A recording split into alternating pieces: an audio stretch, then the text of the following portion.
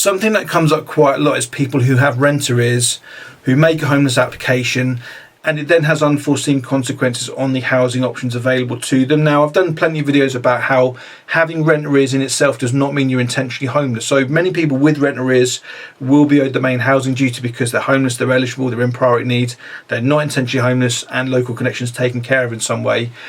But what they then find often is that their options are limited, because although the council may owe that family or that person the main housing duty, their local social housing landlords, kind of registered social landlords or whatever you want to call them, or in fact the kind of, the council housing itself, will have some kind of policy in place which bars people with certain amounts of rent. There isn't often the actual, the threshold is very low. It could be literally zero in some cases, but certainly just a few £100s.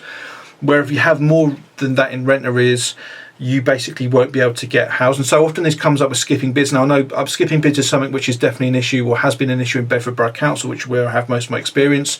But I think it's probably something which happens quite a lot, where you're on the housing register, you're band B, band 2, whatever you want to call it, you're winning bids, but then what you're finding is those bids, a week or so later, it seems to come to nothing and you're back bidding again. And often that is because the council has referred your family, your household, to the local social housing landlord. For example, Peabody and kind of Stonewater are kind of big ones around the country. There's plenty of others as well. And effectively those housing associations look at the applicant and say, no, we've got a policy which means we won't take anyone with rent arrears at all. And that basically means that, although the council has this main duty, it's going to restrict you to private rented accommodation unless you can look at the policy and work out what it is you need to do to, kind of lift that ban. And for some housing associations, it's something as simple as having some kind of repayment plan in place. Others might stipulate it needs to be for a certain amount of time, like you need to be making regular payments for a certain amount of time. It does seem, and don't quote me on this, it does seem that if your rent arrears are more than 6 years ago, then they're basically wiped off. Now, again, I'll be interested to hear from anyone who knows kind of more than I do about this, whether that is just universally correct or whether that's just something which can be, kind of local to different allocation policies.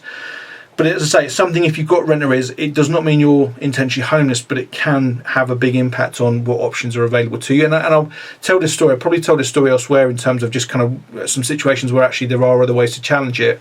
My colleague John at Just Us, when I used to work with him, this is probably going back 3 or 4 years, I think, I can't remember now, but basically he had a lady who was a survivor of domestic abuse, and part of the abuse was made up with financial abuse, which had led to her accruing rent arrears. She made a homeless application to Bedford. Bedford basically said, yeah, we owe you the main duty.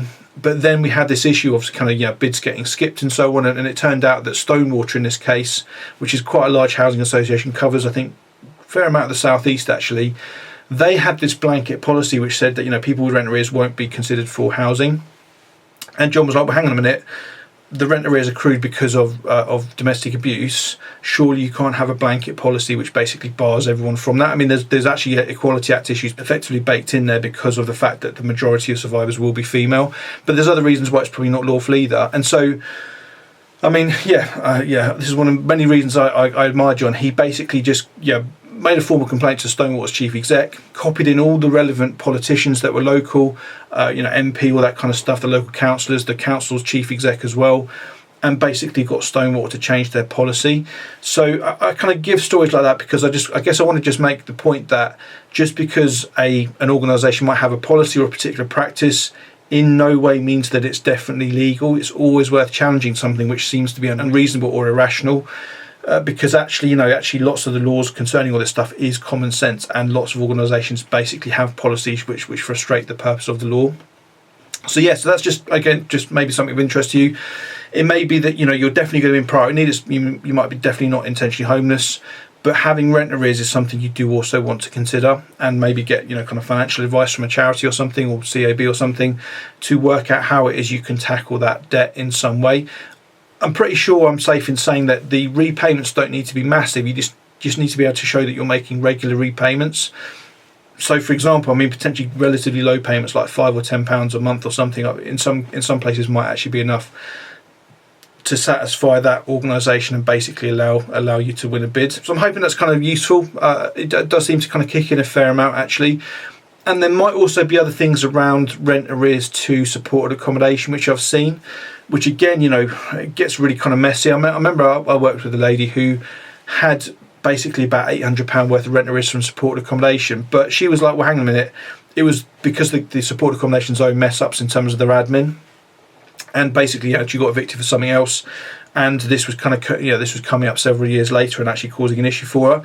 The way I dealt with this, because of what she was saying actually, it was because something to do with housing benefit and employment or something. I wasn't quite sure what the details were, but it basically sounded legit. So I made a subject access request to the supported accommodation. I said, look, we think you've made an error here. She actually doesn't owe arrears at all.